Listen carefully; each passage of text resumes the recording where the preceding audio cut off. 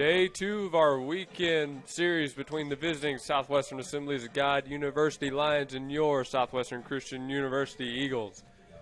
And we're expecting no less excitement today. My name is Luke Young. I'm joined today by someone SU fans may recognize. It's Parker Lane. Parker, how are you doing today? Luke, I'm doing great. I woke up this morning. I looked outside. It's cool. It's late March. Let me tell you, I have been itching from some baseball, and I am glad to be here in the press box today. We're happy you are here, and you are correct. It is the best day we've seen probably all week. The rain's moved on. It's sun shining.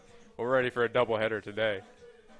I don't know how much you caught of Game 1 yesterday, but SU fought tooth and nail all the way down to the wire, walking it off in the bottom of the ninth with the 5-4 win. It really was a team effort. That cannot be understated. Well, this is a team, Luke, that has fought hard all season, and they've seen the success coming in their record so far. Lots of wins, very few losses. This is a team that is perfectly set up to enter the postseason as we get things started here today. Absolutely, and a win today seals the series win for SCU and will improve their record to 500 or potentially better. But it looks like we're ready to get underway here. Henry Agondo on the mound for the Eagles. Swinging at the first pitch, this is Avery Chapman. Dario Paredes throw to first in time. One pitch, one out, and we are underway here in Bethany, Oklahoma.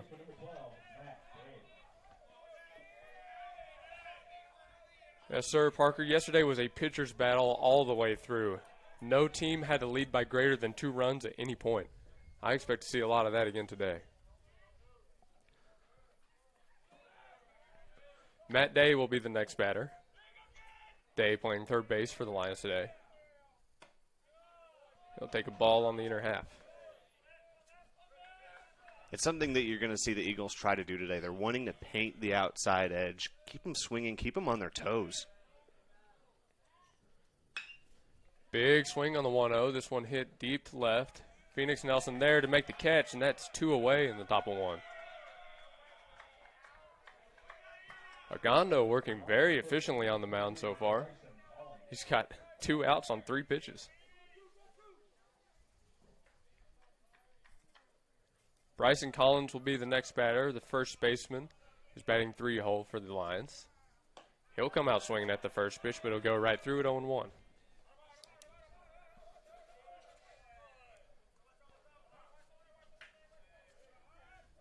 Gondo delivers the 0-1, just missed outside, 1-1. A key part of yesterday's game that seems to be carrying over early in this one was a very tight zone. There were not many calls on the outer half yesterday. We'll see if that's a big factor today. 2-1.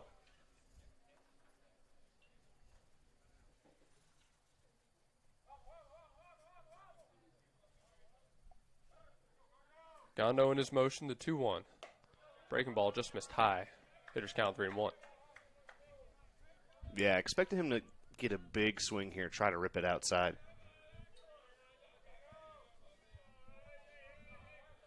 Here's the 3-1 offering. And he walks him, left that fastball too far out. The Lions have a base runner with 2 away in the top of 1.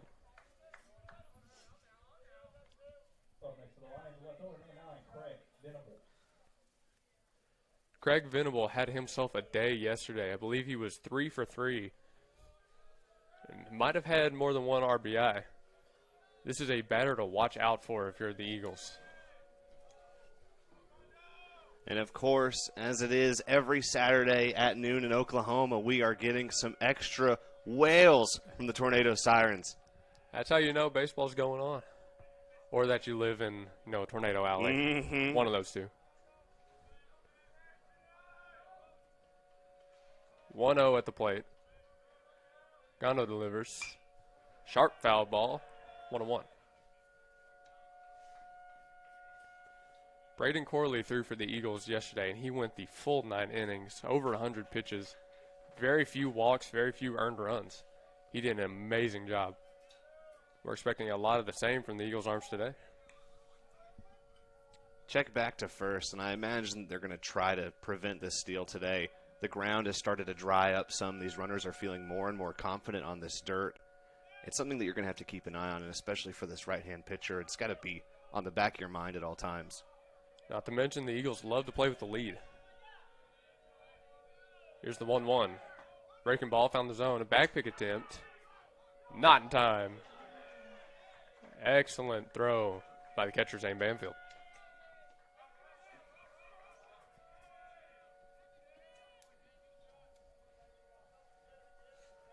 One ball, 2 strikes.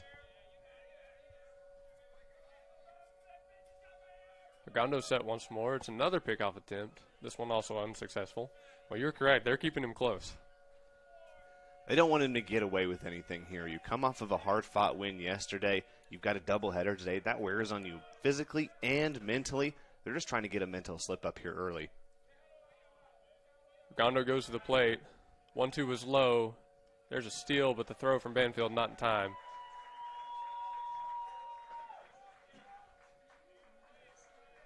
Luke, you see it a lot. You're just getting started in the game. You're not quite loose. You may have the pregame jitter still. You look at that. That's just a throw that he wasn't quite ready for. He's going to get that out of his system. He's going to be more prepared for that move in the next couple innings. The Lions aggressive on the base paths early.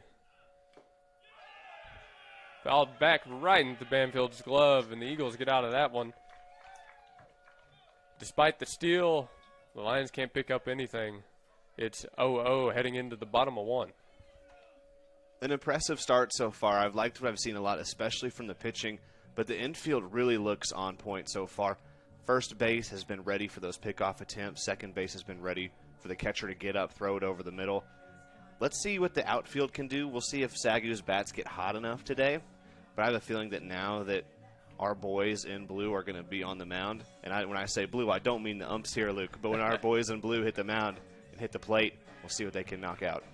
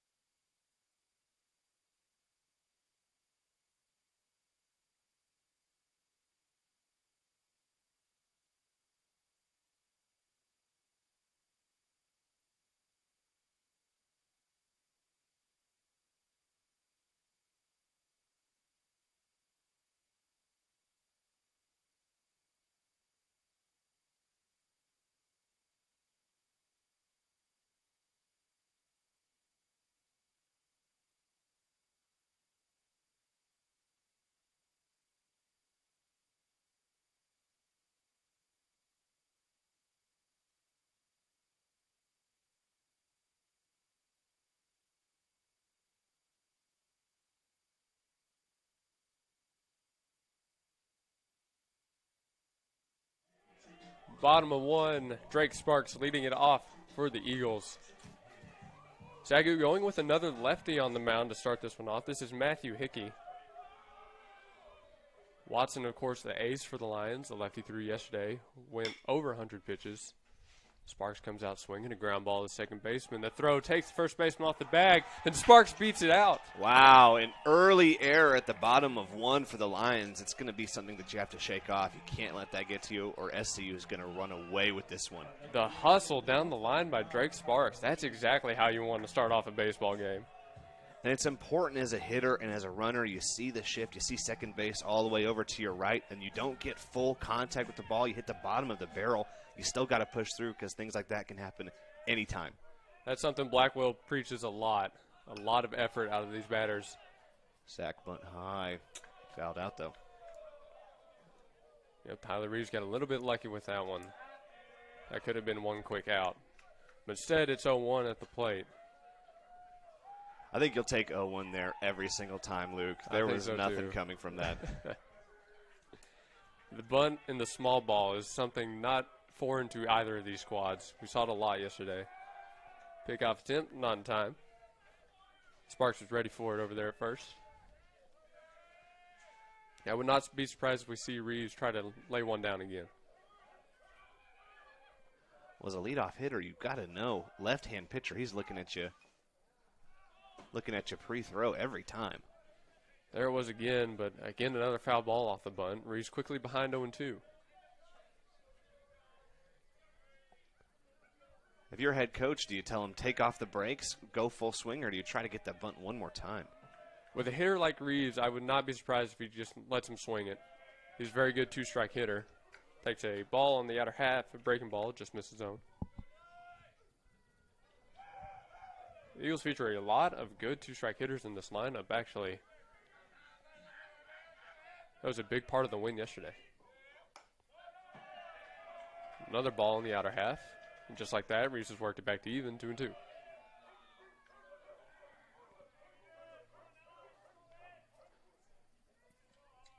See what the shortstop can't do here. The 2-2 pitch. Weak ground ball, but fouled off.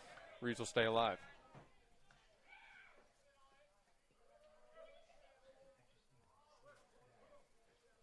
See, I think that swing right there is exactly why he's not getting the bunt signal anymore.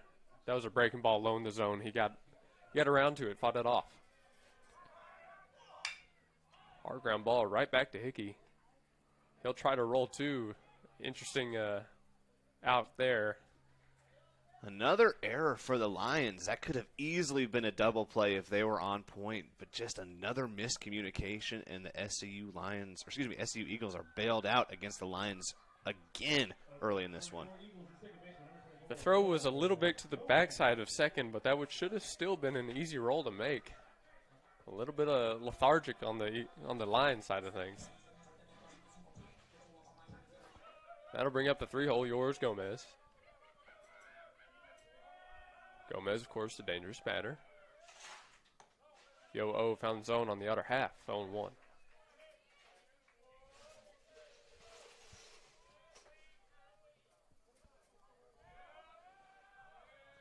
Hickey goes to the plate. The 0-1 pitch right in the zone, 0-2. Caught him looking again, not even an attempt to swing on that one.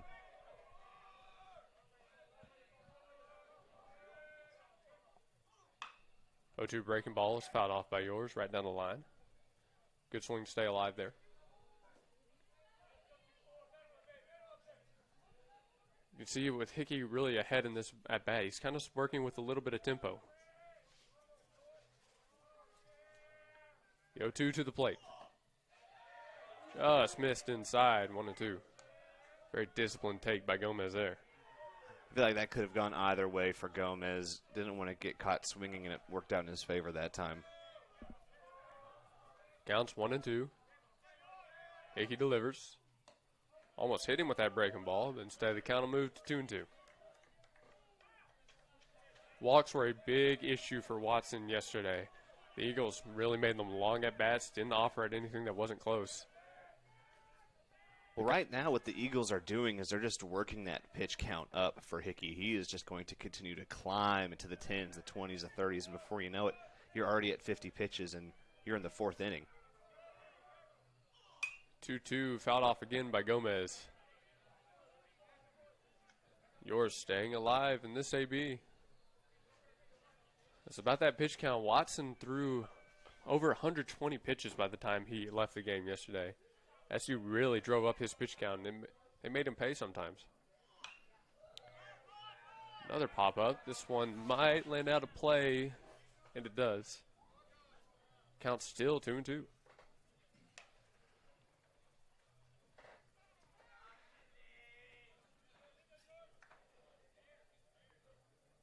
Well, Gomez is going to get Reeves over if this is the last thing he does.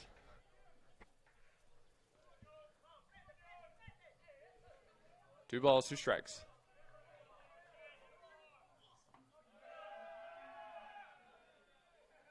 Gomez thought that was ball 4, but instead it's full count. And it looks like the catcher expected Reeves to take off. Reeves just stood still, probably for the best. Don't think he would have beat the man a second there. I believe you're right with that one. That ball was in the dirt, but it wasn't spiked enough to get away from the catcher. Full count. Here's the pitch. Line drive right over the shortstop's head. That's going to land in left center, heading towards the wall. Reeves rounding second, heading to third. He will be there standing up. Gomez now standing at second. A double puts both runners in scoring position for SCU. And just like we said, that's what happens when you can work in at bat. Gomez was down 0-2 early in that AB, and he worked it all the way back and got himself a double. Big swings, too, both times. Not trying to get contact, trying to rip it to the back wall, and he finally got one there in between second and third. Got enough lift to get over shortstop. Didn't quite get outside. Forced those outfielders to use those legs early. Dario Paredes, the cleanup man, steps into the box. Big swing at the 0-0, but he went right through it 0-1. Wasn't ready for the off-speed there. Was really expecting that one to rip through. Paredes sees a lot of off speeds, if you can believe that. The 0-1. Another off speed, but he got on that one. High fly ball down the line. Left fielder running over for it. He'll make the catch, but Reeves tagging up from third is going to score easily. SU on the board first. 1-0 ball game.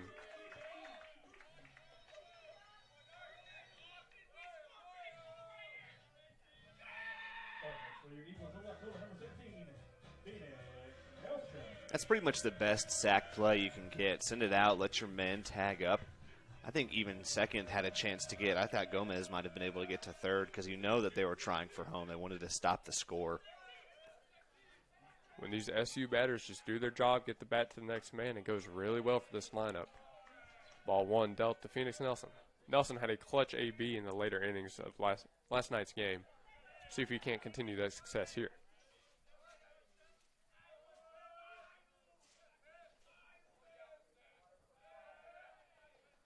Well, Luke, you talked about tempo for Hickey, the pitcher at the mound right now for the Lions, and it seems like he's been shaking up. His tempo's gotten out of rhythm, and now he is struggling, getting outside of the zone, hitting straight to pitchers, giving them what they want. He's going to have to tighten things up if the Lions want any chance here. Comes back with the strike there. Count moves to 1-1. SU still knocking on the door with a runner in scoring position, so he doesn't want to give up anything too over the zone. The 1-1 offering. Found the inner half. Nelson behind 1-2. Again, you see an Eagles batter with 2 strikes. Can he battle it up and work something out of this?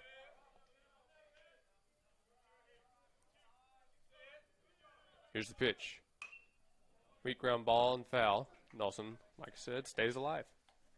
The qualities of a good 2-strike hitter are not physical. You see it a lot, these designated hitters coming in, these athletes training all their lives. It's all mental when you get to that hole that you're in. You're down 2 strikes. You've got a ball in your favor, but how you play from here, mental.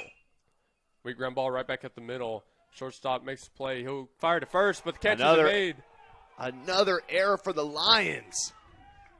I cannot believe this. Phoenix sliding into second. He's safe there.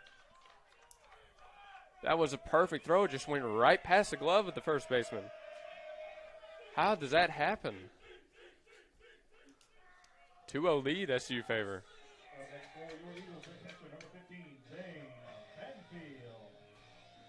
Now, this is a name, Luke, that everybody should know if you've been watching these Lions broadcasts. Zane Banfield. He has come to not play. He has come to win. Couldn't have said it any better myself. This is a competitor in the box right now. Zane, of course, had himself a clutch AB in the later innings of yesterday's game. Takes strike one here. But let's talk about Sagu Lions on the back foot early on in this one. Error after error. They already have 3 so far. And, folks, we're still in the first inning. High fly ball out to right. Looks like the right fielder's there, and he is. So that'll do it for the Eagles in the first inning, but they managed to pick up 2 runs to get themselves out to an early lead.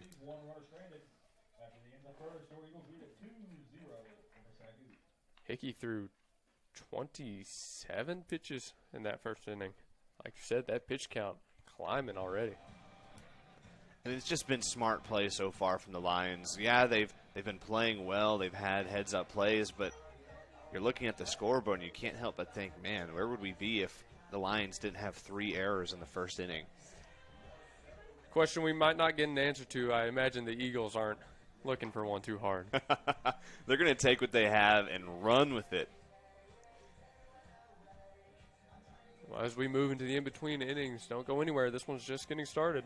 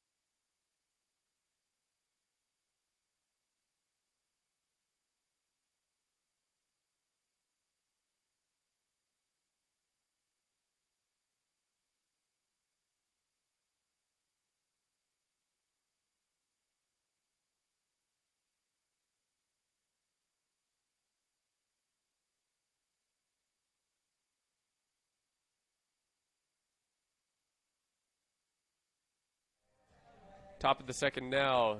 SU out to an early lead, 2-0 off the back of some clutch hits and some very unfortunate errors on the Lions' part. Timothy Compomizzi will be the leadoff man for the Lions in this inning. Compomizzi DHing today.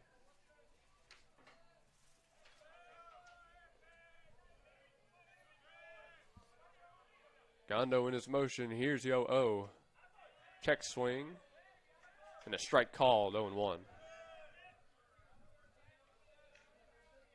A testament to good pitching is when they can get strikes early on in the count. The 0-1 from Gondo. Just too low, 1-1. Controlling the zone is a big part of pitching against a lineup as good as Sagu's. See what the 1-1 is here. Breaking ball dropped right into the zone, 1-2.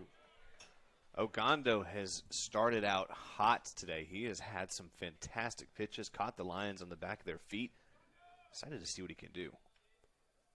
1-2 Mitch, swing and a miss. Sat him down for out number 1. A strikeout gets things going in the second inning. The Lions, the second baseman, number 22, Jared Kirk.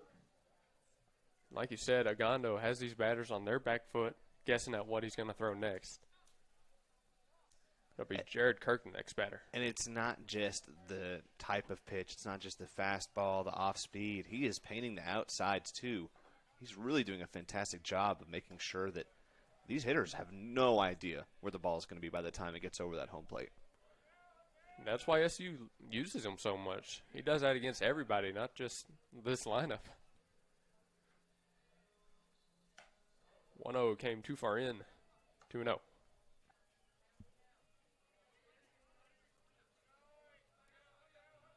That was something Corley did really well yesterday for the Eagles. He got a lot of strikes early in counts, whether it was swings and misses or foul balls. Gondo's 2-0 left just a bit high. Quickly behind 3-0. Works in favor of the Lions, but that pitch is right in the sweet spot. If you can hit that and make contact, that one is tough to stop. 3-0 found the zone. Hitters count 3-1. Kirk, the tall righty, has a chance to get something going for the Lions here. Start to formulate some sort of answer for SU's 2 runs. 3-1 pitch. Big swing, but he came up empty. Count moves to full. When you're down in the count, or excuse me, when you're up in the count like that, you just have to go for those big hits, those daddy hacks. Hopefully something connects. Just couldn't find it there. Ogando's 3-2. Got him looking. Strike 3 called. Another strikeout, and there's 2 away in the top of the second inning. Can't help but think that Compomizzi saw that and was hoping that it was a ball. It was a little low, but it must have just clipped the box. Or at least that's what Blue says anyway. I'm not going to argue with him on that one if you're not. No, I'm totally fine. Let's put that in the – tell you what, I'll even write that one down. The 0-0. Another breaking ball. This one just too high. 1-0 count for J.V. Verdon.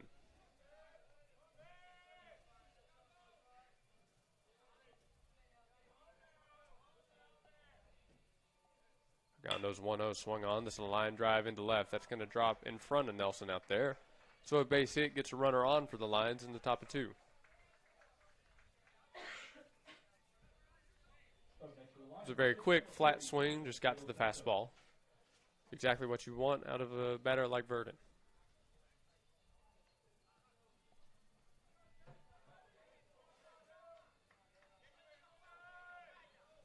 The catcher, De Los Santos, steps into the box. 1 on, 2 away.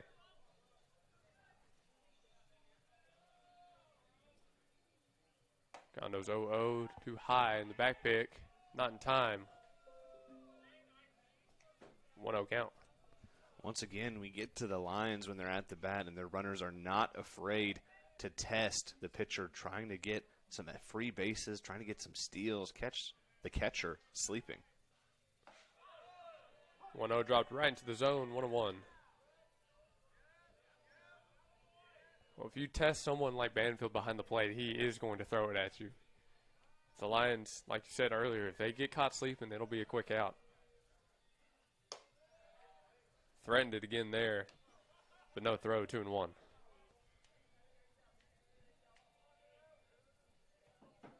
I know Zane hates it when runners go on him and get a free bag.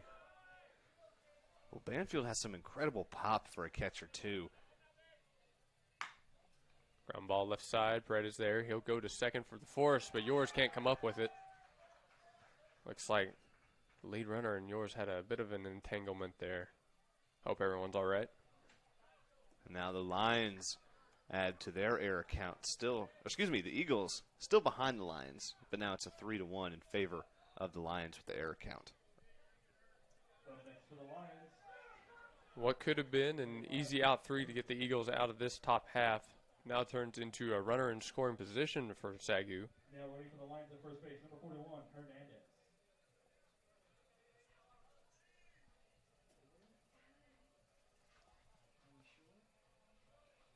The next batter up for the Lions is number 5, Mosley.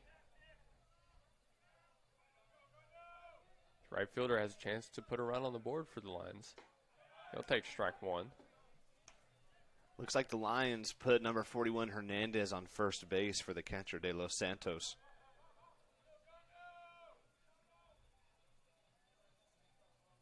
I'll say a good courtesy runner. If this is a base hit, it could score 1 and could move Hernandez over to third. The 0-1 pitch. Swung on. Weak ground ball to Paredes. He'll go right for the force, and that'll do it for the Lions in the top of 2. It was close for a second, but SU got out of it cleanly enough. Still a 2-0 lead. Lions, once again in striking distance, just can't quite get on the board. The Eagles continuing to run away with things too well. We'll see what they can do here in the bottom of the second.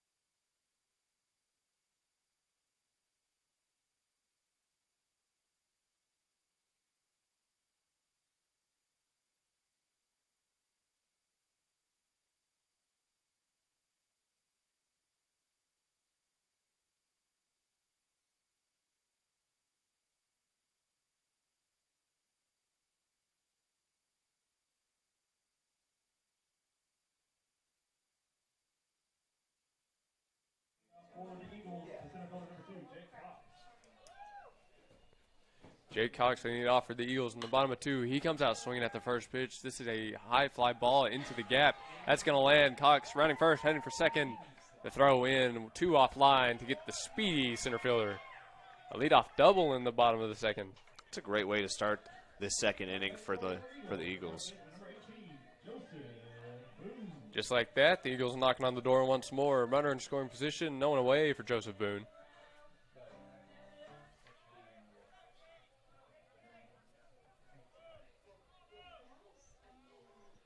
Hickey set. Here's the 0-0 to Boone. Scores around for a bunt. Another foul ball just outside the reach of the catcher, De Los Santos. And it looks like the Eagles have figured out Hickey's rhythm. He comes into this inning, lets up a hit immediately. We'll see if he can recover. I know it's difficult from a mental shakeup, especially. You played last night. Even if you weren't on the mound, that's still time where you're focused and you're locked in, and then you come in for a doubleheader today. Got him second-guessing everything as he puts one back to second base. Yeah, we just saw the speed of Jake Cox firsthand over there at second. He could be liable to take third on a wild pitch or pass ball. They want to keep him close. No bunt attempt this time. Boone takes strike 2. Well, Luke, you see the Lions out there still spread out. Nobody touching the bag of second. They're not so much concerned with Cox as they are just making sure that the next hitter doesn't find any gap that they can abuse. 0-2 pitch swung on, ground ball right back to Hickey. He'll look Cox back and go to first for the out number 1. Not quite as hard right back up the middle as Boone was maybe looking for. Up next for your Eagles, the right fielder, number 20, Braden Browning. So with one away, that brings Braden Browning up to the plate.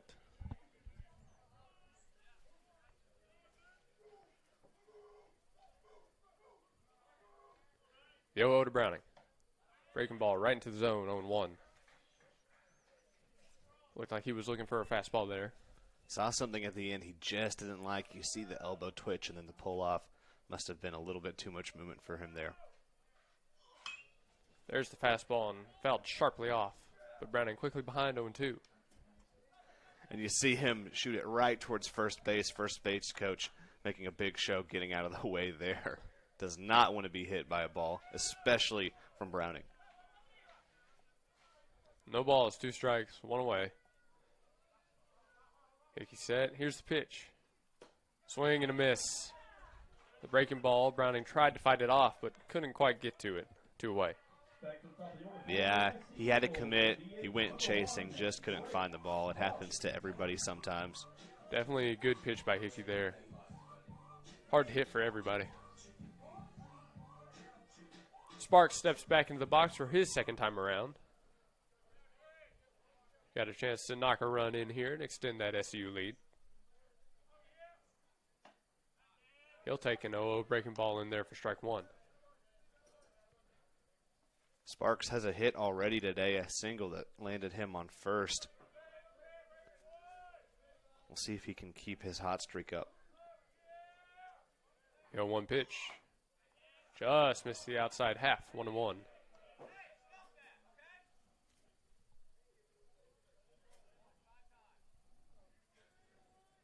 Looks like that was Coach Blackwell yelling at his dugout, trying to get them under control. There was a lot of chatter between the dugouts and the umpires yesterday. 1-1, too far out, 2-1. Yeah, as a head coach, even if it's not bothering you or the boys, it's something that you have to get under control. You just can't let them run free like that. Show that you have some consistency, some control, and then that translates over to the game, and you see hitters start to sharpen up. Just like Sparks there, contact, but fouled off left side.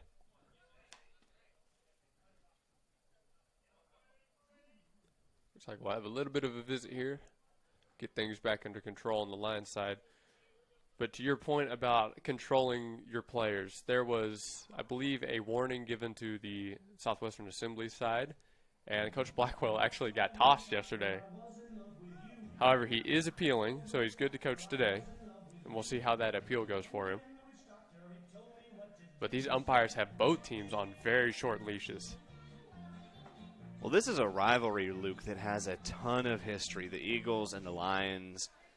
And I know that these are two evangelical schools, but you can't deny that there's some bad blood that runs between them.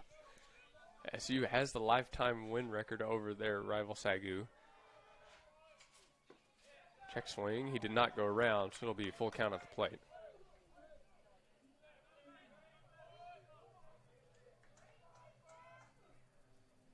Three balls, 2 strikes, 2 away. And you can't help but think it's another full count for Hickey. Hickey's offering. Too high, and he walks him. Runners on first and second with 2 away. Tyler Reeves back in the box. See a little bit of the tightness start to slip up. Hickey might have needed that strikeout there.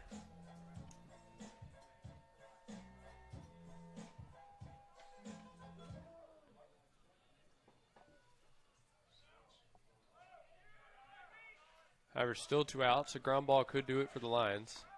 Reeves takes strike 1 on the other half.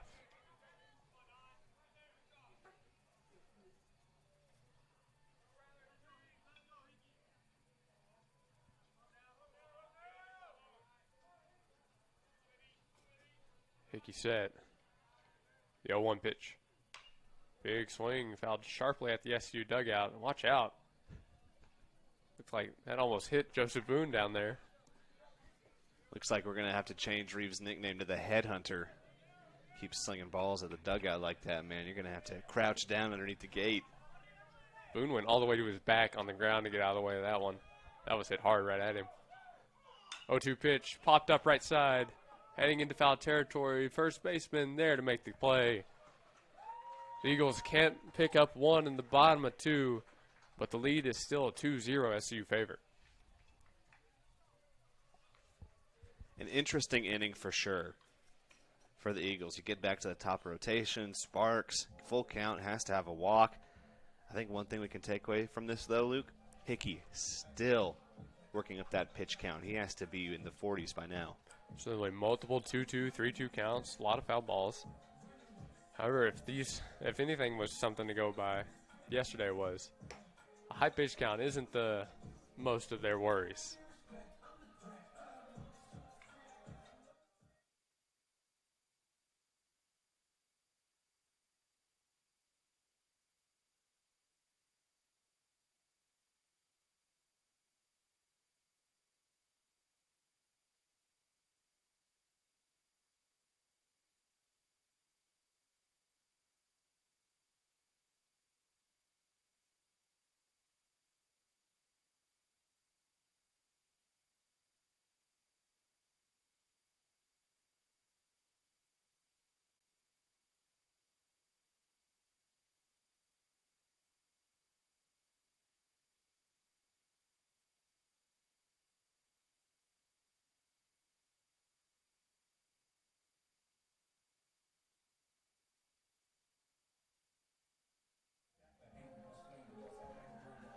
And here we are for the third inning, folks, here at Eagle Field. A beautiful day. Your SCU Eagles up 2-0 as we get the third inning started, and up for the Lions, number 4, Chapman, gets things kicked off. A little bit of a dropper there is ball 1 for the Lions. Some mental slip-ups here. SU only has 1 error compared to Sagu's 3, but see, that ball just hit him, Ogando, in the glove and bounced right out. Like, there's a little bit of focus that's not there. Pitch, he swings. Tip that one high, foul right side, so it's 1-1. And you're right. You're coming off of a game last night, Luke. You've got a doubleheader today. You gotta get things in the groove. Another low ball there for the Lions, and so they are up 2-1 in the count. Chapman still up at bat. Swings, gets that one to deep left field. Dropper found the gap, and so he'll have a single to start things off as the Lions start off their rotation once more. Just a very quick, flat swing from Chapman there. Got ahead in the count, got what he was looking for, and took it in the left. So now add up Dale for the Lions. Ogando, not the start to this third inning that he's been wanting. That throw. See what they say. They call him safe, and so Chapman steals a base, and we knew they had been wanting it, Luke. We talked about the first 2 innings. They finally got it. Banfield's throw just not enough. Doesn't get there in time. I thought Chapman came off the base there on that slide. I thought Reeves was going to have him. The official out in the field says that he's safe, and so Uganda steps up to get ready to throw another one. 0-1 count. Runner goes again. Bunt, he goes for third. I think they got him this time. They say he's safe once more, actually. So Chapman, speed demon for the Lions. He is already on third. What a development here. Got just around Paredes' tag. Banfield's been beat twice now by him. I don't think he's going to let another one get by him. I would be mighty upset. Bloop over to short third, gets to home. Not quite tagged. Chapman dancing with Banfield. He's out. Throw to second. And another error for the Lions. So the Eagles adding to their errors. It's now 2-3 in the error game. This one is getting lazy. That's a good way to describe it, lazy. That was pretty hectic, too. A lot going on there. They managed to save the run, but couldn't get the runner, the trail runner heading to second. This has just been something else to start this one off. It's been I think it's fair to say it's been sloppy play so far from both teams. Not quite in the groove yet. And we're having a meeting between coach, catcher, and the official. I'm almost running out of things to say here, and we're only in the top of 3. Well, if we keep on having more plays like that, Luke, we will have unlimited things to talk about. So a hectic play that ends up with a man out and a runner on second adds an out to the Lions total. And now Collins steps up to the plate. Here's the lefty at bat.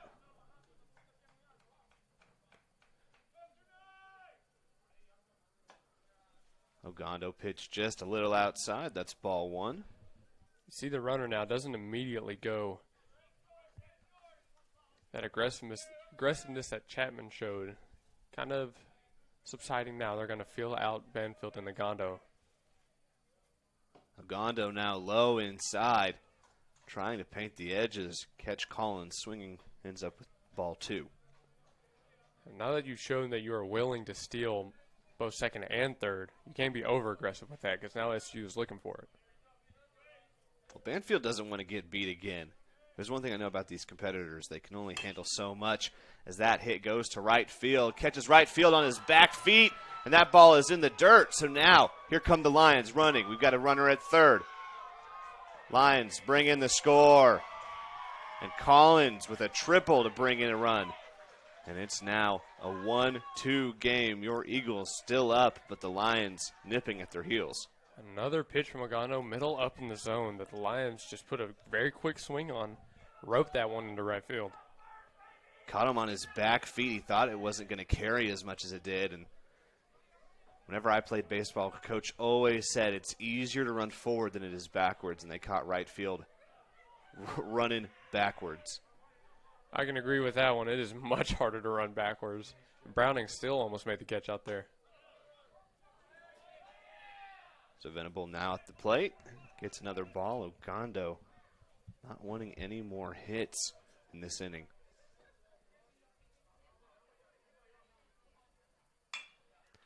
Bloop over pitcher, and another runner is going to get home, but they will get Venable at first, and so it's a tie game with 2 outs here at the bottom of the third.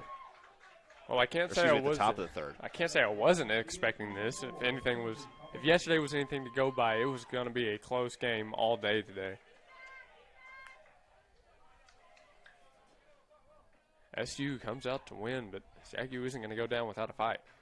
Lions continuing to go through their lineup. That's ball number 1 against Compamisi. Looks like they're going to call that a strike, actually. My apologies. Gondo quick at it again. Gets him swinging that ball outside, but it's another strike. Compamisi finds himself in an 0-2 hole mighty fast. It's that one, follows the baseline third. Can't quite get him at first, and that's a hit for Compamisi. Excellent pitch sequencing between the pitcher and catcher there, but got the rollover, just couldn't make the play. Swing and bunt.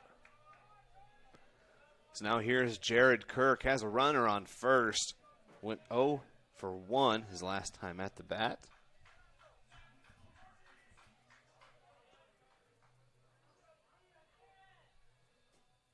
It'll be interesting to see what Ogando throws here to get up in the count early.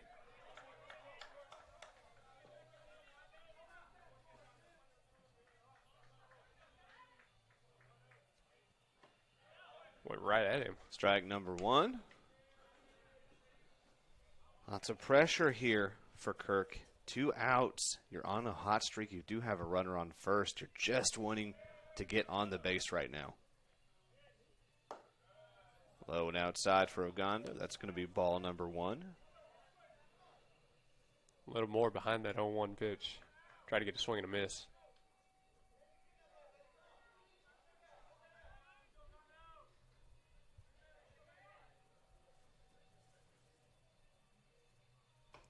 Caught him swinging. That's strike number 2. Ogando just needs one more to stop the bleeding of the third inning. Henry's now nearing 50 pitches. His pitch count starting to climb.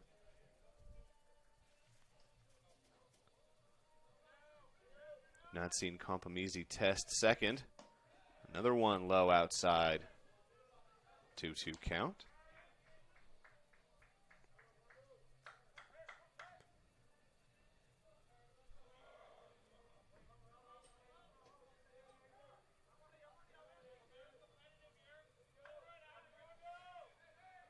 Ogando working pretty slow. That one in the dirt, and now we have a full count. Compamizi unable to get to second. Banfield holding on to that ball just enough to stop the runner from advancing.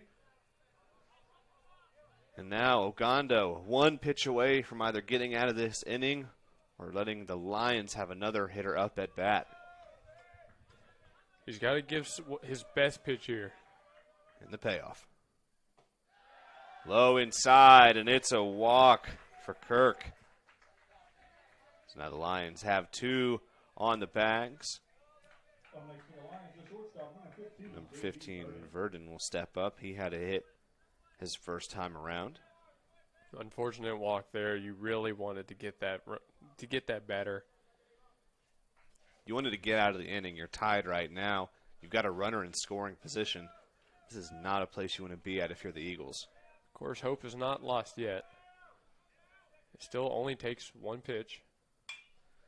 Goes right side. That one's going to foul out. Followed the line for a pretty good distance. You see right field keep an eye on that just in case that lands inside. There's activity in the SU bullpen, but we'll see if Ogando can't get out of this one. Doesn't look like they're hurrying him up over there too much. A hit high, right side. Right fielder, a chance to redeem himself, and he does. So your SCU Eagles get out of the third inning tied as opposed to down. A tough start to this third one, but we'll see what they can do on the offensive end of things. Like we said, this is what we expected out of Southwestern Assemblies. This is a lineup that comes to play. Even when they get off to a slow start, they're going to fight. Browning redeemed himself there with that catch out in right field. Got caught in his heels once. I didn't think he'd want to be caught again. Hickey's still working on the mound for Sagu. We will bring this one back in a little bit. Don't go anywhere.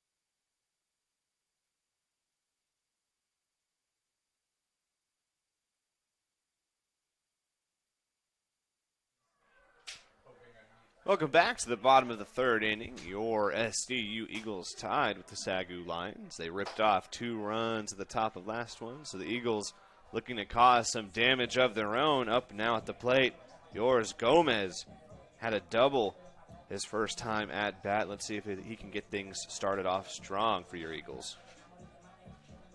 Now, Luke, you mentioned there was some movement over in the bullpen. Any speculation about what the pitching situation could be? Well, I know how much the SU coaching staff trusts Ogando. I'd imagine we'll see him another inning, but if things start to get out of hand, they're not going to hesitate to go to the bullpen. Of course, they want to keep this game close themselves. Well, hesitation on bullpen, that's coming from Sagu as Hickey throws the first pitch out, and Gomez soars one high left side. It's going to be foul, and it's going to be caught, so it's an early out for the Eagles at the bottom of the third. Just unfortunate there. He just missed getting all of that one, or at least hitting it out of play. Paredes now up to the plate. Was 0 for 1 his last time at bat, but he did score a run. Got in Tyler Reeves in the first inning.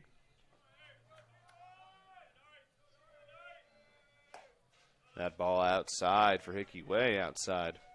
Usually we like to see Dario come up with runners on base. That's where he does his most damage, but we'll see how this turns out with no one on the base paths. Another ball way outside. And Hickey finds himself at a 2-0 count early. Things are looking up for Paredes.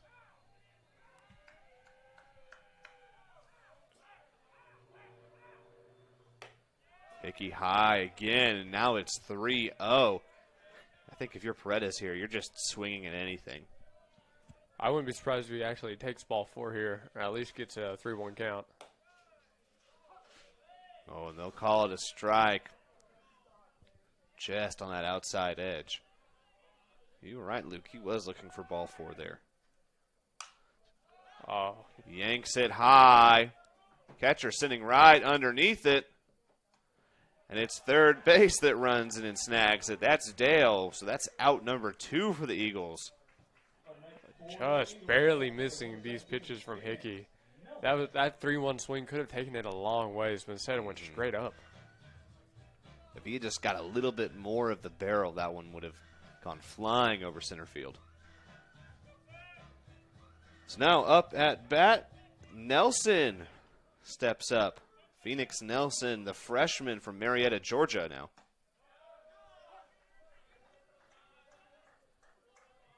Strike number 1 there. 2 outs. Eagles struggling to find traction in the third inning. Nelson rips one, right field. It's going to fall right in the hands of the right fielder, and so the Eagles, 3 at-bats, 3 outs, all by the fielders. A tough third inning. Give up 2 runs, 3-out inning for them. And so now the Lions are back at bat, and let me tell you, the bats are hot for them. The bats are hot. Yep, a lot of this pressure falls on Ogando right now to limit the offensive production of the Lions. And I know 3 up, 3 down, that's not exactly what you want to see out of the Eagles, but there is a silver lining there. They are not swinging and missing at too much. It's just half an inch, maybe less, between a long hit and that pop-up that you see from someone like Paredes. I think he found his rhythm, so he gets out of that inning no problems.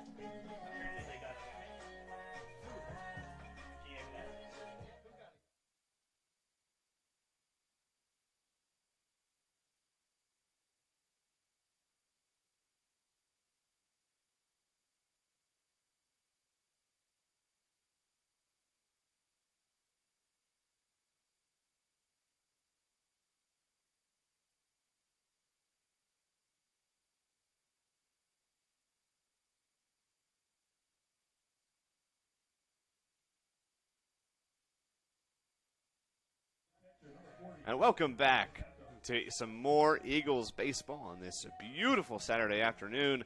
Live update from our sources on the field, Luke. Sagu has a guy. They do, in fact, have a guy. I'll tell you what, they've got 9 of them, and they have been playing well. And the outfield, the infield, all over the place. We'll see if the Eagles can get out of this one without any damage.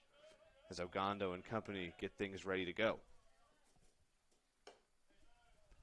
First pitch. It's going to be a ball to start things off.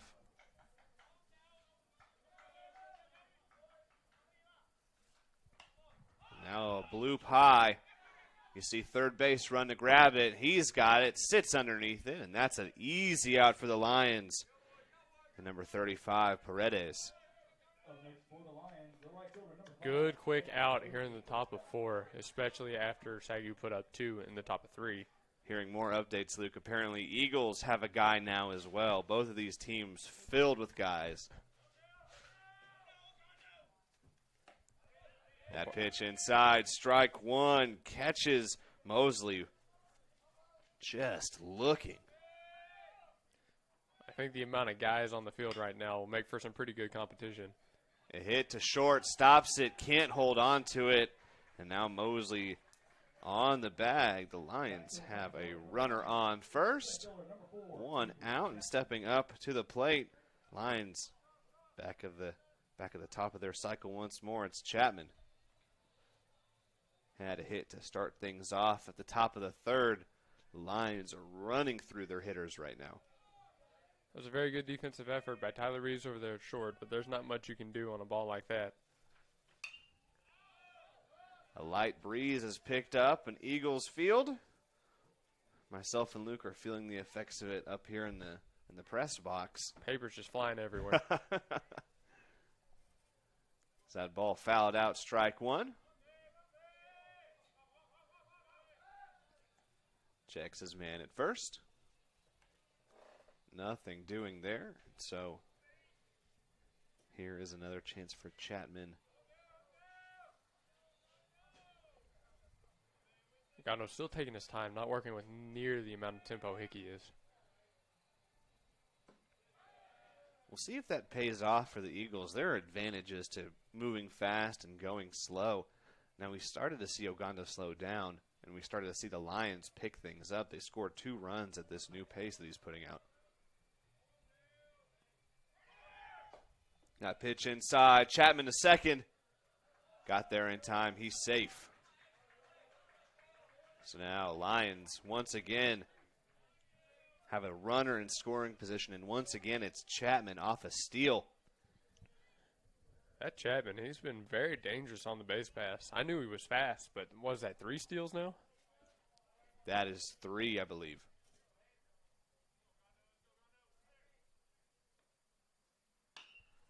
A bomb into deep left field. Looks like left field gets underneath it, and that's an out. Second tags up, decides to stay on second, and that's another out for your Eagles. Make that number 2 here at the top of the 4th, Luke. That was a great throw in for Phoenix Nelson out there and left. As we were just discussing, Chapman's a fast runner. That throw in was strong enough to keep him over at second. So now up at bat, number 12, Dale. Was part of the series of hitters that scored 2 runs in that 3rd inning. Looks like he's trying to do the same thing here with that first pitch swing. That ball went straight back, so if he's on time with that, that could be a line drive right out to center. Ogando getting the pitch. Checks back to second, and here it is. And that's strike number 2. He must have liked what he saw from Banfield in the catcher's gear. Great pitch to come back with after that sharp foul ball. See what pitch number 3 is. That one high inside. Swings at it. And an error. Leads to a runner getting to home. And another ball off the mark. Finds a line at second. So now it's a 3-2 game in favor of the Lions. Oh, that should have been an easy out for the Eagles. That was pretty routine. That cannot happen against a team like Sagu. Well, it looks like the Lions have started to pull things together. The Eagles still struggling to shake off the early morning struggles.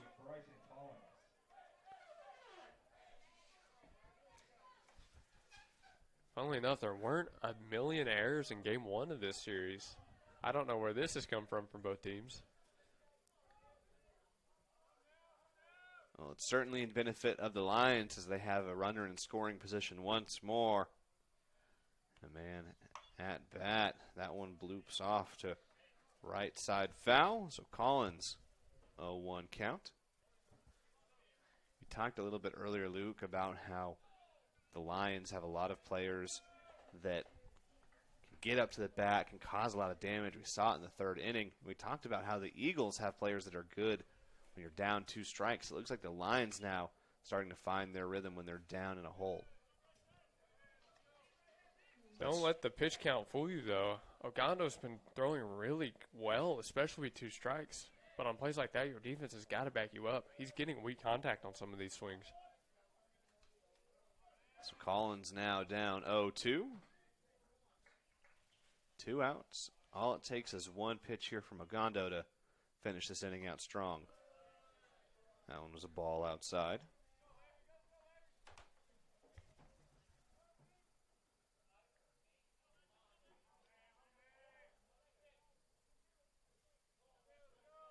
Shagu has been hitting much better than SU with runners in scoring position. The Eagles have to find a way to get this crucial out 3. That pitch high, bounces up. Half expected it to hit the top of our press box, Luke. I was waiting for the dull thud to shake the room. That's just a tipped foul ball. So it's still a 1-2 count. Collins looking to make solid contact after Ogando's pitch here.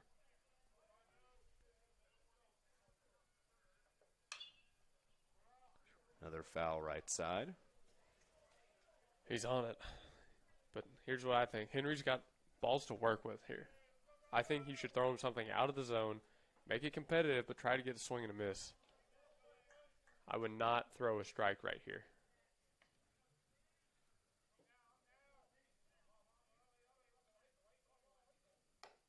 Pitch high. That's ball 2. Well, he did it. He went out of the zone high.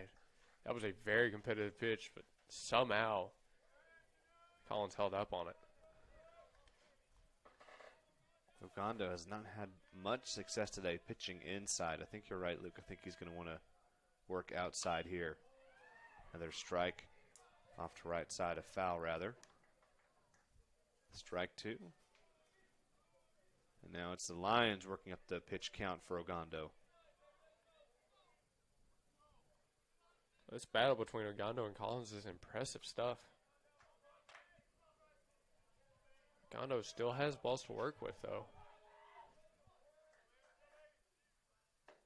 Caught him swinging, and that's strike 3, out number 3. And your Eagles get out of that inning with just 1 run. It does put them in the hole with a score of 2-3. I just want to talk about that last pitch Ogando threw. That was a great pitch to come back with after so many sharp foul balls, not being able to get him high. That breaking ball right over the middle of the zone. Swing and miss piece. Beautiful thing. So now your Eagles have a chance to put more on the board as they move to the offensive possession. We'll see what they can do. They've been up and down when it comes to batting, Luke. They've had their highs and they've had their lows today. And Banfield will be the leadoff batter. We'll see if he can't get it started.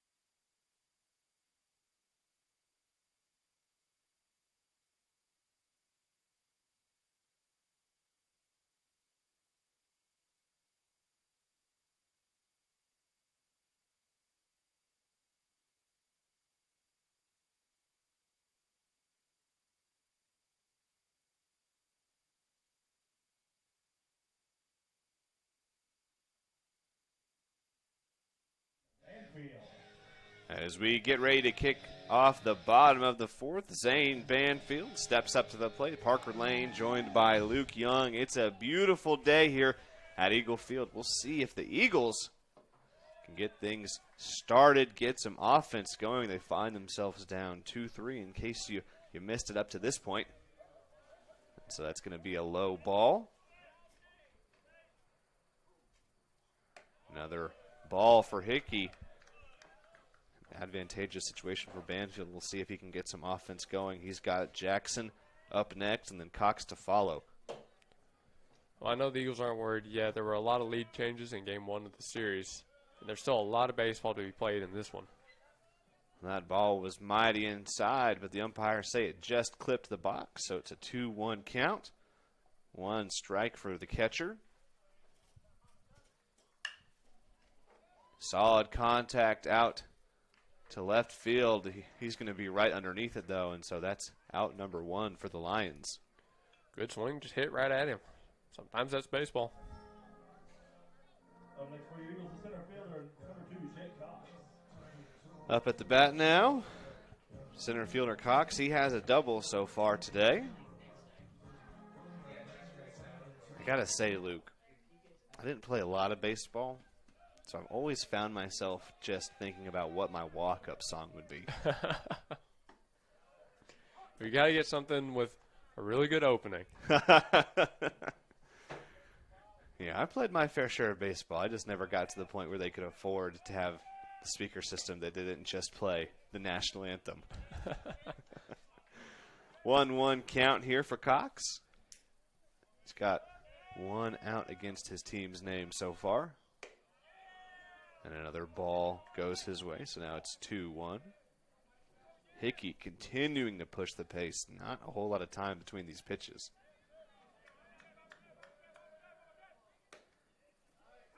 That's going to be strike number 2. Even count, 2-all. We'll see if Cox can make something happen. That pace can work both for and against him. If he keeps it under control, he could be very dominant here. Ooh, and he caught Cox swinging, so that's out number 2.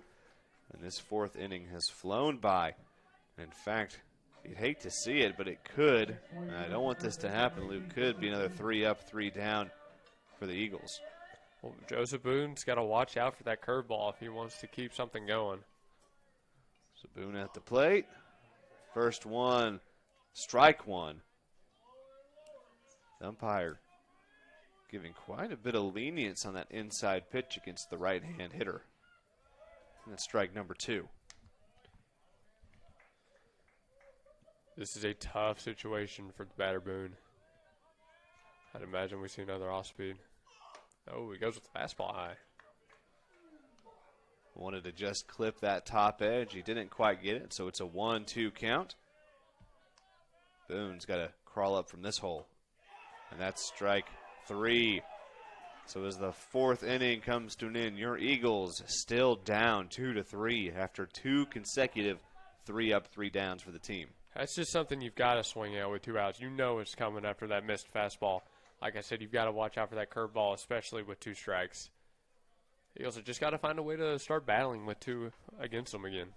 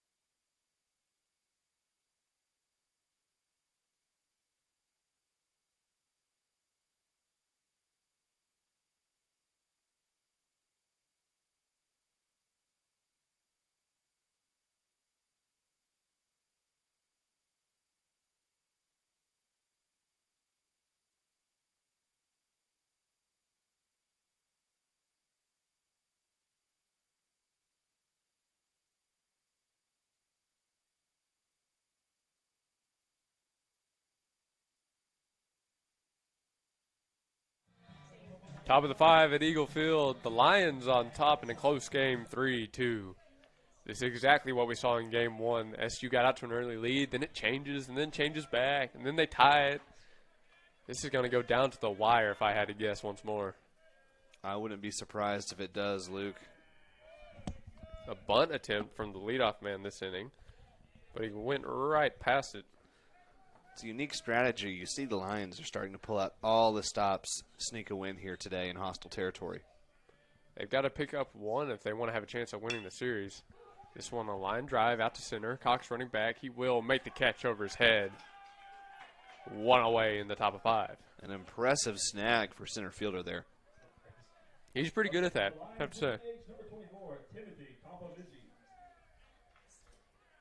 Venable 0 for 3 after that fly ball. That'll bring up Timothy Compomizzi. The DH 1 for 2 today with a strikeout.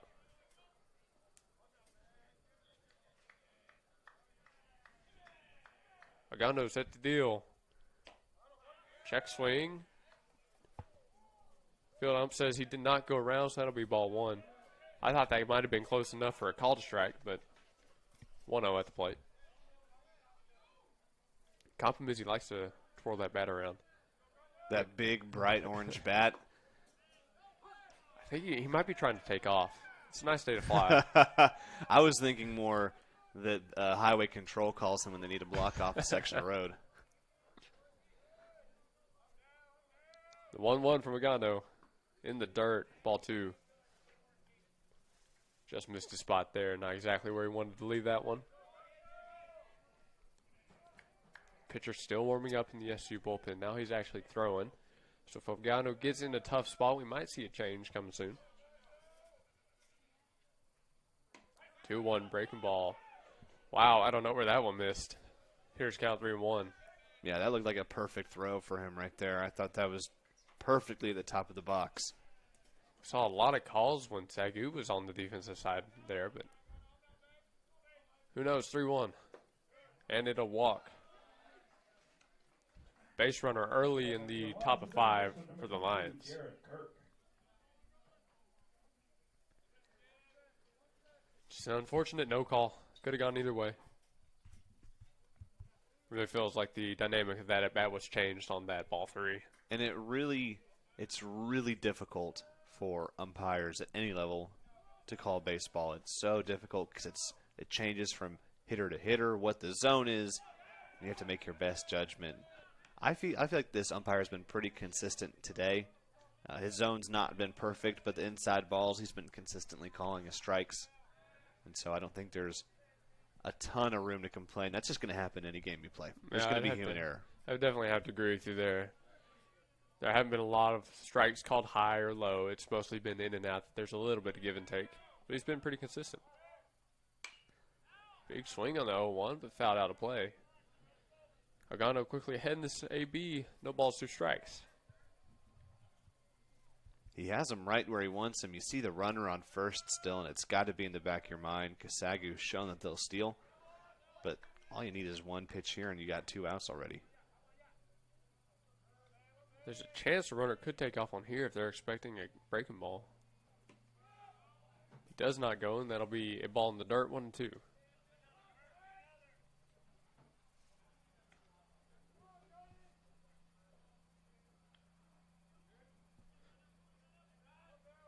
Kirk 0 for 1 today with a strikeout. Trying to battle up with 2 strikes. Agando's offering. Again in the dirt. Banfield knocked that one down, though. Catcher getting his work behind the plate today. They want to catch Verdon chasing here. They want to have him that big, long swing. That's where they keep on throwing it in the dirt. Keep the runner at first. Can't do that forever, though. I expect Ogando to switch things up here with this pitch. Checked his runner. See what he throws to the plate now with 2-2.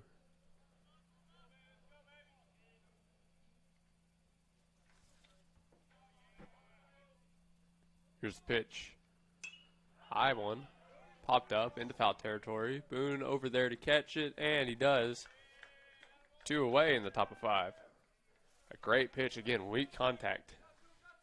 It's been the name of the game today, and the score is very reflective of that. You haven't had a lot of deep balls, and those you have been right underneath the pitcher, not a lot of movement. But the scores are coming from errors. These these little chip balls right past the pitcher, right into the gap of first and second, and then the errors that come with it are what's putting points on the board for these two teams today. Big swing and a miss on the 0-0. One strike for Verdon. Agondo is a really good pitcher, and he gets even better when his defense is consistently backing him up. Like you said, those errors were a big part of why this is a 3-2 lead for Southwestern Assemblies.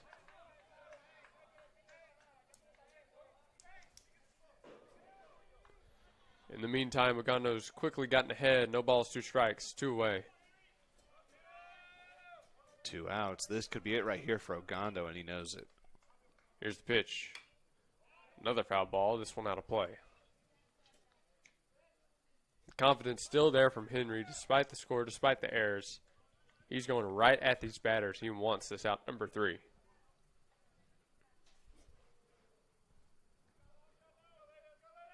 He's got a sign he likes. Here's the 0-2.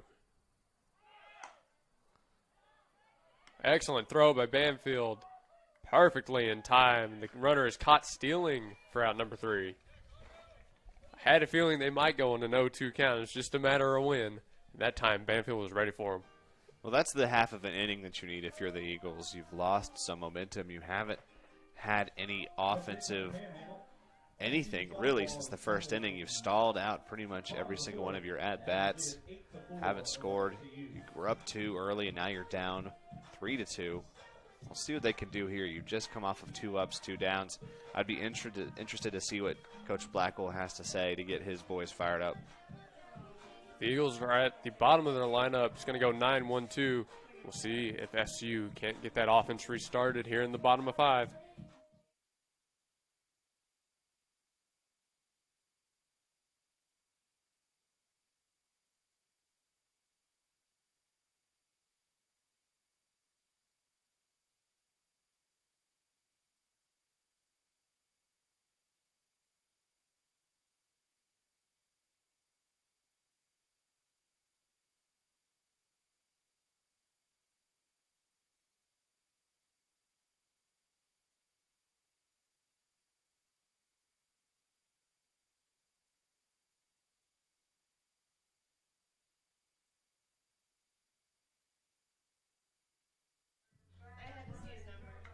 Bottom of the 5th, SU behind in a close game.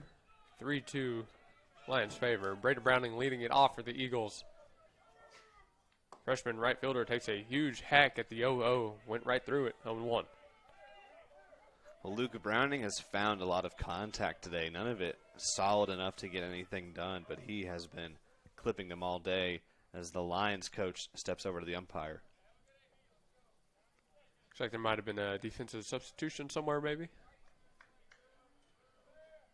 I can't quite tell from here, Luke. I cannot tell either, to be honest with you. He's pointing out to left field.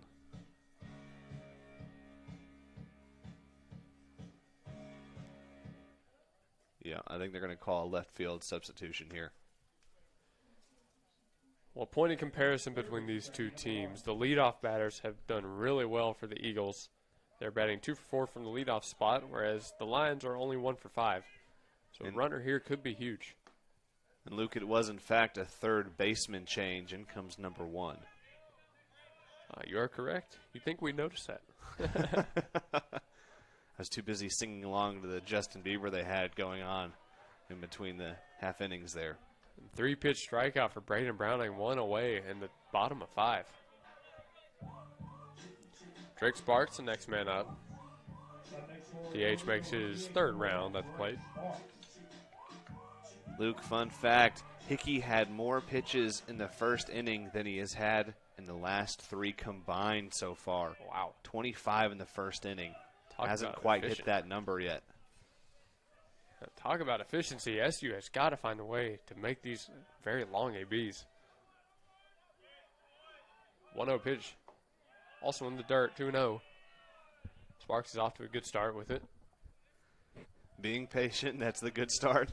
Recognizing that those balls are not anywhere in his batting radius. 2-0 pitch. High and out. Sparks ahead. 3 balls, no strikes. SU wants this walk. They want base runners on right now. They've got to put the pressure on the SAGU defense.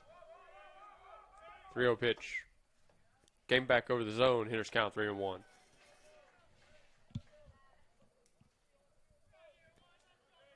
Yeah, Hickey has really tightened it up, Luke. I kind of expected that one to be right down the middle. Big swing on the 3-1. There's going to be a ground ball right back at the middle. Second baseman there to field it, but no throw can be attempted. The Eagles get a base runner on with one away. Sparks with an excellent piece of hitting. Number 9, Tyler Reed. Of course, SU at the top of their lineup. This is where you really got to make something happen. You don't know how many more chances you're going to get in this game, even though it's only a little bit over halfway done. Well, Reeves has been in a little bit of a slump today when it comes to hitting, not been able to do much in these first few innings. Line drive into right. Right fielder cannot make the catch on the dive. Sparks thought he caught it in the air.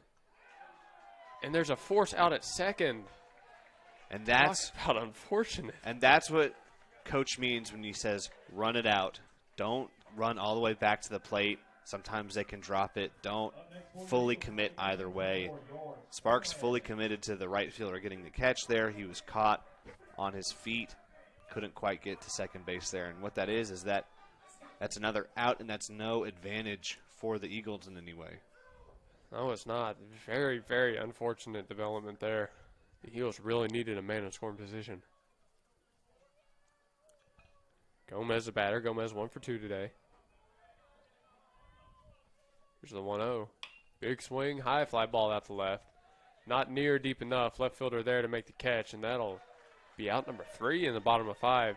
SU again had a chance, but just can't string enough hits together to make it count. Again, they've been getting contact. It's just been off to the side, or it's been right over an outfielder. Haven't quite found enough of a hitting rhythm to get in the gaps that the Lions have been able to do so far today.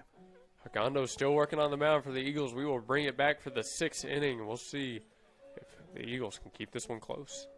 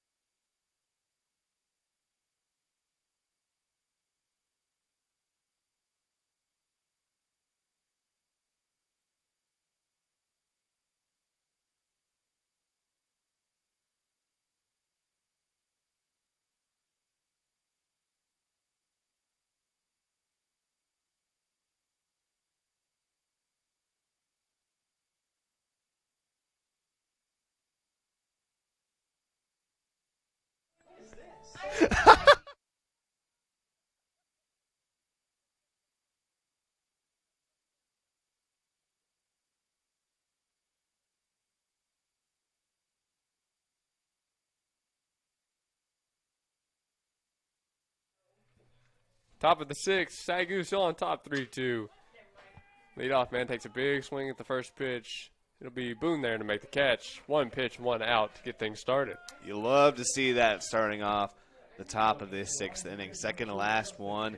You're down by 1. You got to make something happen in these next 2 sets at bat if you're the Eagles.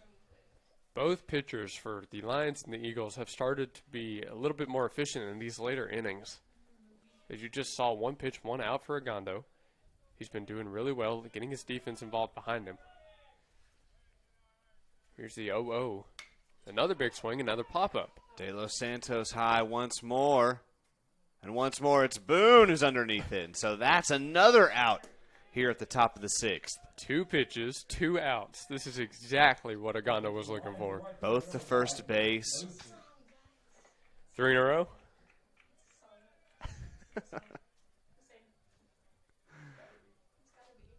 2 away, no one on. Nick Mosley, the batter.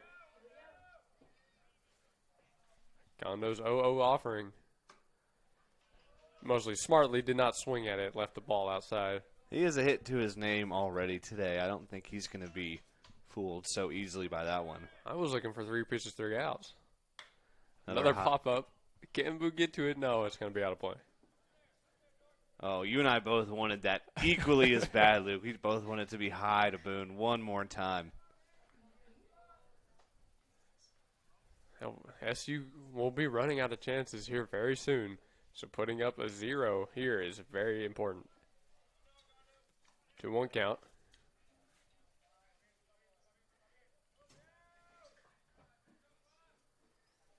Gondo now at 90 pitches.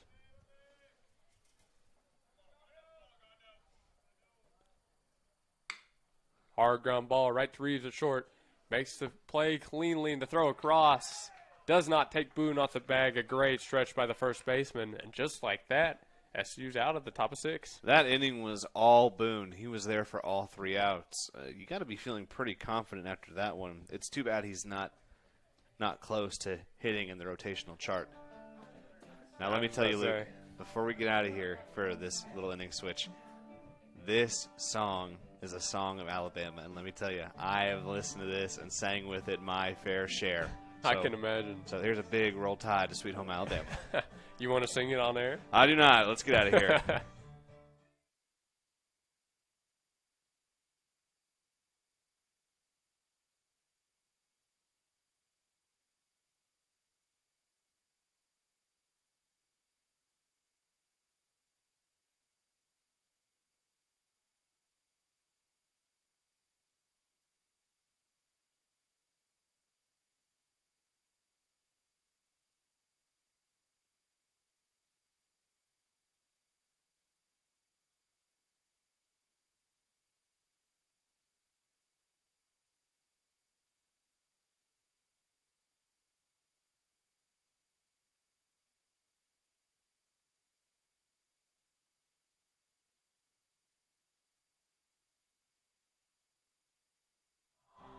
Bottom of the 6th, Dario Paredes, the leadoff batter.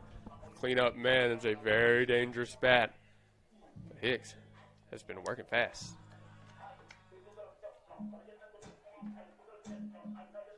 Paredes put in a run in the first inning, and it's a trend among these Eagles. Haven't done much since then offensively.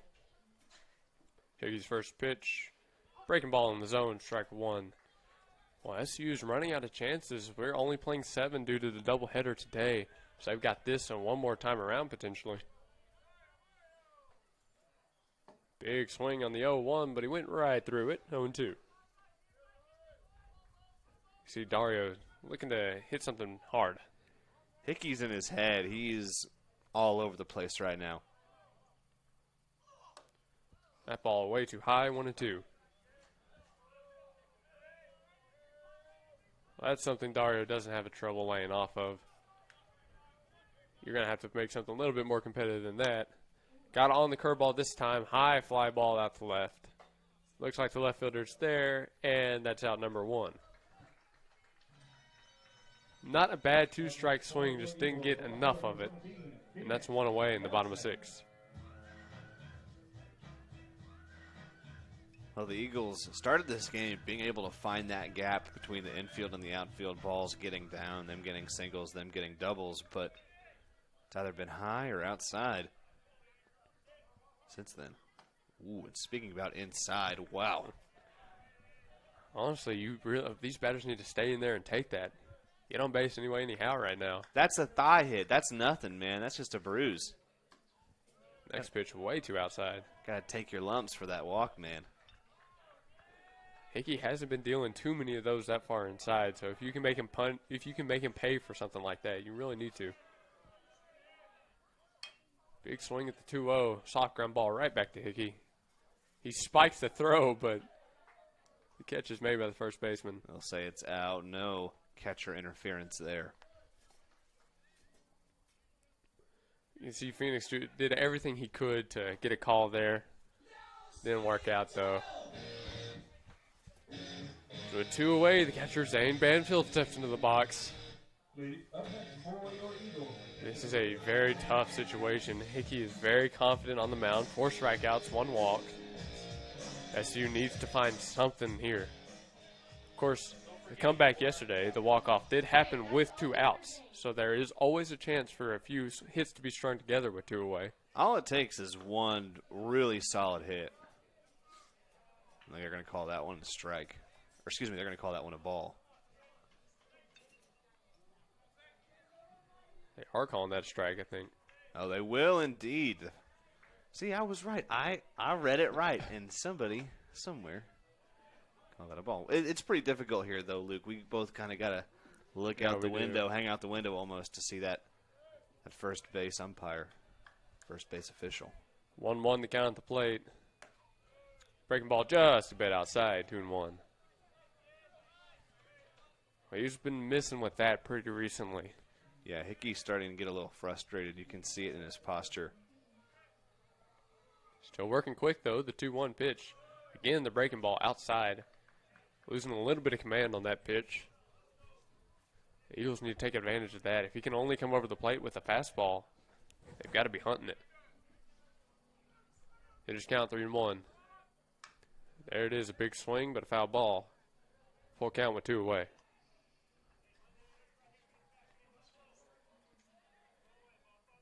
Banfield looking for his first hit. This would be a very important one to get. Hickey's 3-2. And he walks him. That ball had a lot of movement, Luke. If that was just a little bit low, right, I had a feeling that would have tripped up Banfield, no doubt. Well, he's trying to pump up the velo on these pitches, and it's just getting too wild for him. Kyler Ayers will go out to courtesy run for the catcher Banfield. Ayers is a very fast runner.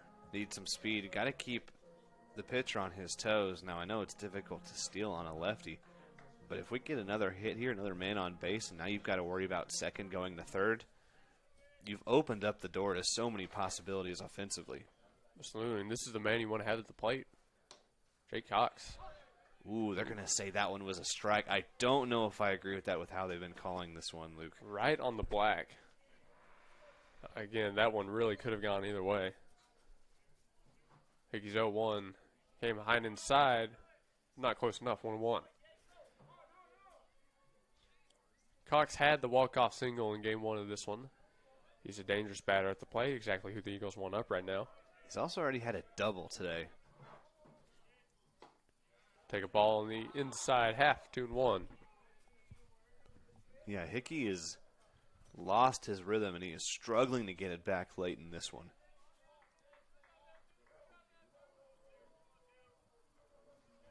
The 2-1 pitch.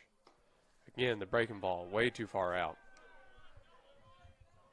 We're seeing a familiar trend here once again. Hitters count. We can expect a big swing here if it's over the zone. There it is. Ground ball right back to Hickey, It but he knocks is. it down. Jay can't beat the flip this first. Man, how unlucky do you have to be? He got the pitch he was looking for, hit it right back up the middle. Hickey just barely managed to knock it down. Kept it in front of him. Didn't quite collect it at the time, but stopped it just enough to get it to first. And now we are in the final innings of this one, Luke. Yeah, we're moving into the top of the 7th. If SU can keep this a one-run game, there's still a very good chance. But the next time up at the plate could be their last. Don't go anywhere. The thrilling conclusion to this game 1 right around the corner.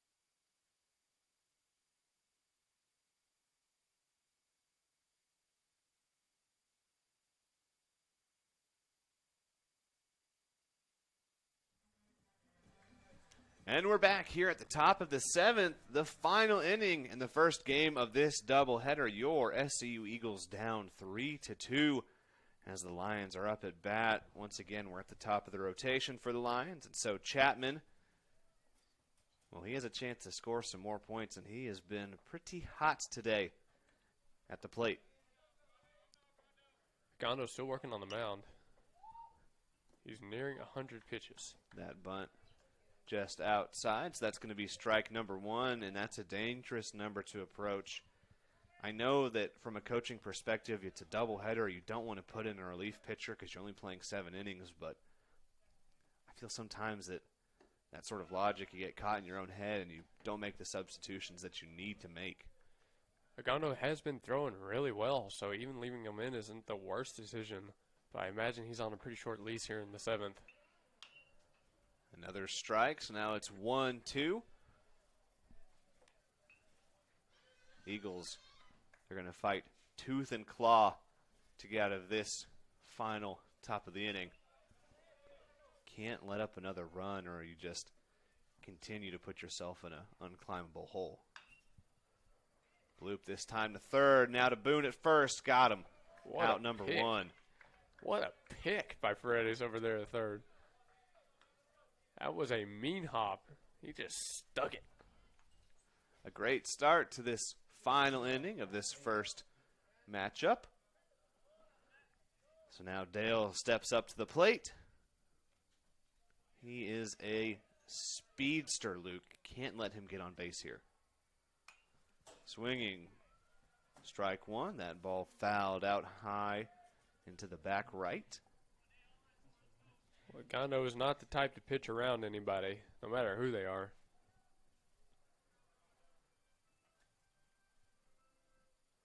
Pitch number 2 is going to just be high. I could have seen that one going either way. It's an excellent off-speed pitch there.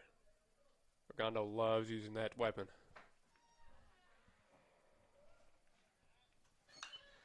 Swinging Dale high, right over first base again. Who else, Luke? It's Boone. And that's another out for your Eagles. 2 away very quickly in the top of 7. This is what you want to see if you're an Eagles fan, as number 23, Collins, the left-hand hitter, steps up to the plate for the Lions. So 2 out. Top of the final inning, Ogando just has 1 batter to get out if he can manage it. Oof. That ball they're going to say was inside. Ball 1.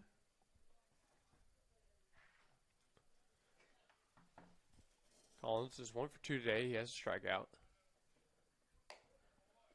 This ball outside now, so that's 2 balls. Gondo's not in any trouble yet, but he could stand to work himself back into this count.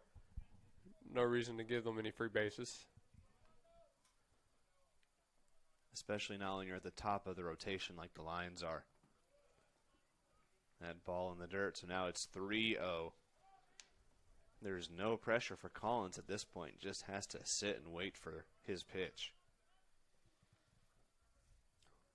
The SU bullpen has been active for about the last 4 innings. That's going to be strike number 1 there. So now it's a hitter's count. We'll see if Collins can rip something off.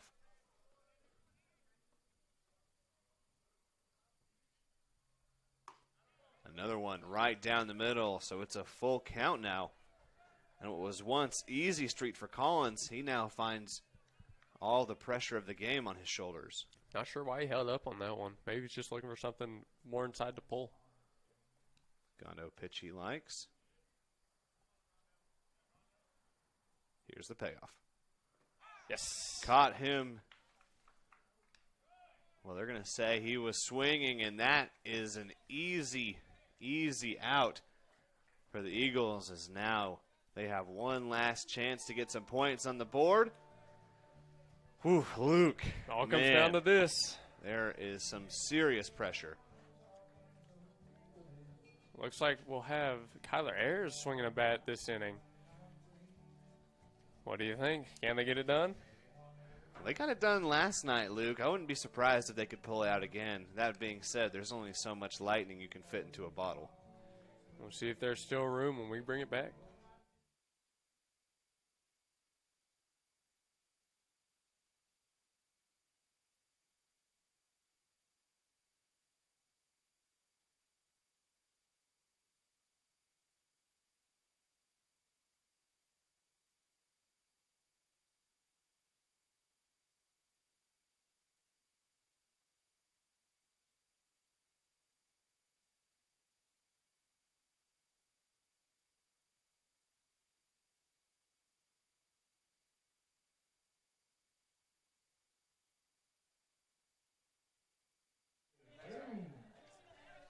And so the Eagles now at the bottom of this final inning look to hopefully reclaim the lead or maybe at least tie it, Luke. I'm Parker Lane, joined by Luke Young as we approach this last chance for the Eagles to pull one out in the first game of this doubleheader. Here's first baseman Boone up to bat. It's going to be a ball to start things out. Right behind him, normally the rotation has reset at this point, but we're seeing a new number line up there. And it looks like it's going to be Kyler Ayres, Oh, what a hit. sophomore from Moore, as it's a nice hit that puts Boone on first. Line drive right back up the middle. Got all of that one. So here's the sophomore from Moore. It's Ayres, Kyler Ayres. Here's the pinch hitter. He's got a man on base, and the pressure is really a spot where the Eagles thrive, apparently, closing things out in a tough game last night in the final inning. And now there's a runner on first. That ball outside. Ayres showed the bunt. We'll see if Hickey adapts his game plan any to that. We've seen Hickey miss in and out multiple times now, especially outside. He's got to be close if Ayres is going to go. That one right down the center showed bunt again, so it's a 1-1 count. No outs for the Eagles. Now that there's a strike on him, I imagine he is looking to lay down the bunt for real.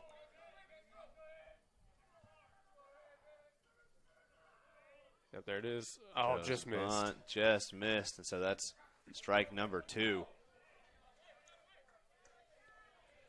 Now, in this situation, I might not be surprised if we see a third bunt attempt.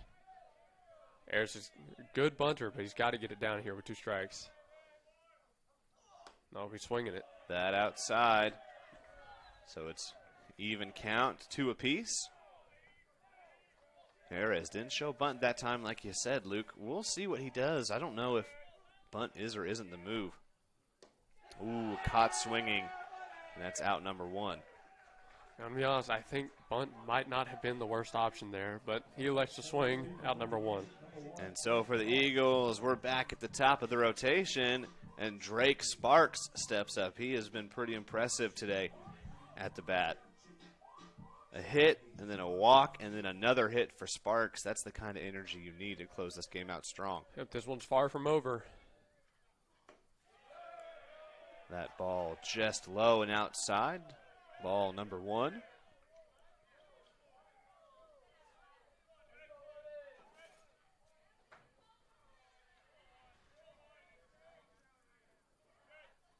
Hickey now outside, but Sparks is going to swing at it, so that's strike number 1. Yeah, he wishes he could have that one back. You can see it as soon as he went around. Got caught chasing.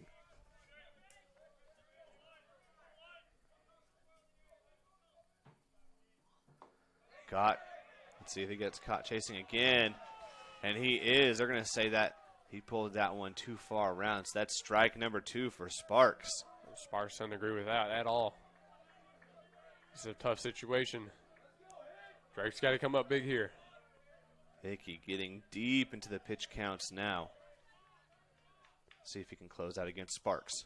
Caught swinging again, and that's another strikeout for the pitcher. He's got 2 at the bottom of the 7th.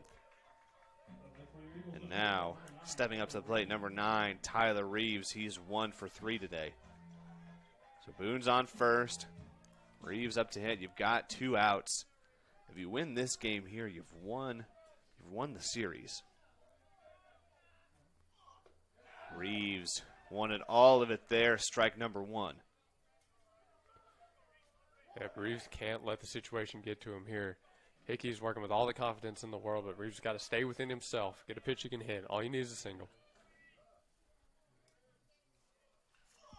Swikes again Yes, behind yes, Hickey, and that yes. ball is going into center field. And so now the Eagles have a runner in scoring position and a runner on first as Joris Gomez steps up to the plate. He's got a double today. That is the discipline of a veteran hitter coming into play right there.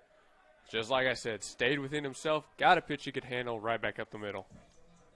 Got it back behind the pitcher. And that's one of the gaps of the shift, especially whenever you're targeting a specific handed pitcher. Left-hand pitcher, you're going to get it on his backside, and you're going to beat the shortstop. Runner in scoring position, 2 away. Come on, yours.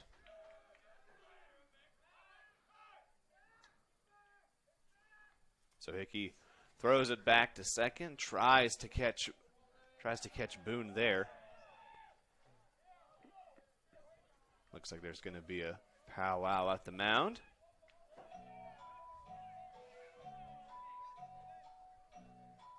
Just a quick little meet and greet, it seems, and De Los Santos is back at the plate. Yep, they're ready to go. So now here's Gomez. His first pitch of this final inning. Runner on first and second. Break ball missed low, looked like. That's ball number 1. I think if you're the Eagles, you wouldn't be disappointed with a walk here. To get Paredes up? No, not at all.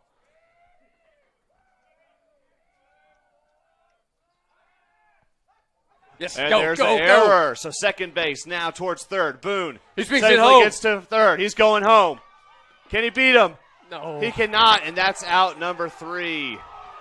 And the Lions take game number 2 on the road, the first of this doubleheader. Wow. Boone What a- thought he had more burners than he did. Gets caught at home plate. He was being waved home the whole way. There was no question whether he was staying or going. Coach Blackwell thought he could make it. Wanted to tie it right then and there. And so as this first game of the doubleheader comes to an end, your SCU Eagles fall in Eagle Field 3-2. No need to be sad, though. You What won a last game. night, coming up on the second of a doubleheader. Hey, this is baseball, man. It's a beautiful day. We will be back later for more. You're not going to want to miss it, so stay tuned. For Luke Young, I'm Parker Lane. We will see you all very, very shortly.